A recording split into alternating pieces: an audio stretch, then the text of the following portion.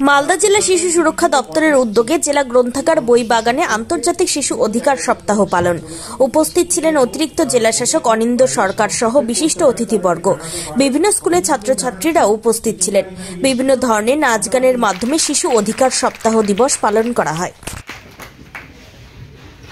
এবারে বক্তব্য আন্তর্জাতিক শিশু সপ্তাহ দিবস, সেই সূত্র ধরে আমরা একটা মেলবন্ধনের যে ঐতিহ্য, উপস্থিত স্থানে প্রোগ্রাম বেসিক্যালি আমরা 14 তারিখ থেকে শিশু সুরক্ষা সপ্তাহ পালন শুরু করেছিলাম। আপনারা দেখেছিলেন যে আমাদের ডিএম অফিস থেকে আমরা ট্যাবলো বের করেছিলাম, যেটা সারা জেলায় ঘুরে বেরিয়েছে এবং শিশুদের অধিকার সম্পর্কে, সরকারি বিভিন্ন স্কিমস সম্পর্কে সবাইকে অবহিত করেছে।